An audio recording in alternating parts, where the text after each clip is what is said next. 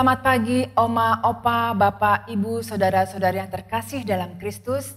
Kembali lagi bersama saya Irma dan Oma Lygia dalam acara Oke hari ini, Orang Kudus hari ini, edisi 11 Juni 2022. Selamat pagi Oma Lygia, apa kabar? Baik, puji Tuhan, sehat. Puji Tuhan. Oma, hari ini apa yang ingin Oma ceritakan kepada kita semua? Hari ini saya mau menceritakan tentang Santo Barnabas Rasul. Ya, apa yang ingin Oma ceritakan? Santo Barnabas Rasul adalah orang Yahudi. Dia dari suku Lewi. Dia lahir dan tinggal di Siprus. Nama aslinya adalah Yusuf, tetapi para rasul memanggilnya Barnabas, yang artinya anak penghiburan. Meskipun dia bukan salah seorang dari ke-12 rasul Kristus, Barnabas disebut juga rasul oleh Santo Lukas. Dalam kisah para rasul, hal ini dikarenakan sama seperti Rasul Paulus, Barnabas menerima suatu tugas perutusan khusus dari Tuhan. Baik.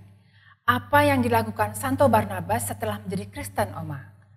Setelah menjadi Kristen, dia menjual semua harta miliknya dan uangnya diberikan kepada para rasul. Ia adalah seorang yang lembut serta baik hati. Ia penuh semangat dalam membagikan iman dan cintanya kepada Yesus. Barnabas diutus ke kota Antiokhia untuk mewartakan Injil, dan di Antiokhia adalah kota yang terbesar ketiga dalam kerajaan Romawi. Di Antiokhia lah para pengikut Kristus pertama kalinya mengenal Kristen. Barnabas menyadari bahwa ia membutuhkan bantuan. Ia berpikir tentang Paulus dari Tarsus. Ia yakin bahwa pertobatan Paulus tulus adanya.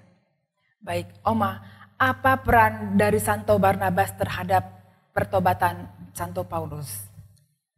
Barnabaslah yang meyakinkan Santo Petrus dan komunitas Kristen akan pertobatan Paulus. Ia meminta Paulus bergabung dan berkarya bersamanya. Barnabas adalah seorang yang rendah hati. Ia tidak khawatir berbagi tugas dan tanggung jawab dengan orang lain.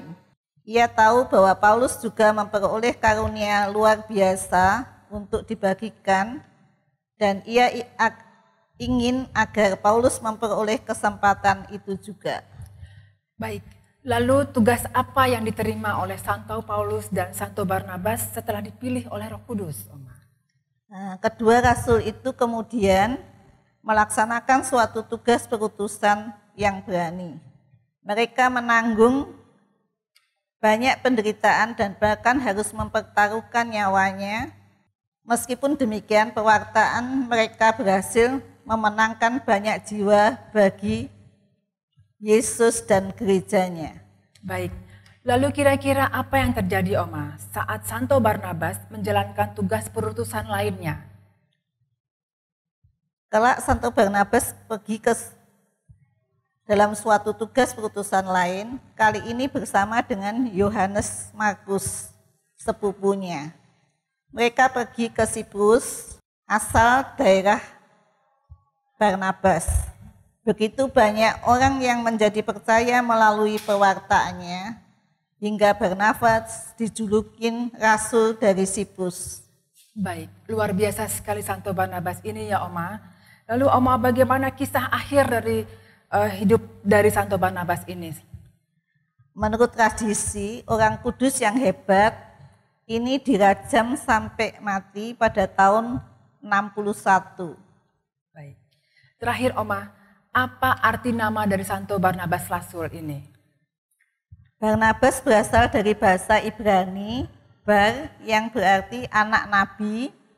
Dalam Kisah 4 ayat 36 diartikan anak penghiburan. Baik, terima kasih Oma Lygia untuk cerita dan sharingnya pada kesempatan hari ini. Mari sebelum kita tutup, kita berdoa bersama-sama. Demi nama Bapa dan Putra dan Roh Kudus. Amin. Santo Barnabas Rasul, doakanlah kami. Kemuliaan kepada Bapa dan Putra dan Roh Kudus, seperti pada permulaan, sekarang, selalu, dan sepanjang segala abad. Amin. Demi nama Bapa dan Putra dan Roh Kudus. Amin. Amin. Oma, opa, bapak, ibu, saudara-saudari yang terkasih dalam Kristus, terima kasih atas kebersamaan kita pada hari ini. Sampai jumpa dalam acara Oke hari ini, Orang Kudus hari ini berikutnya.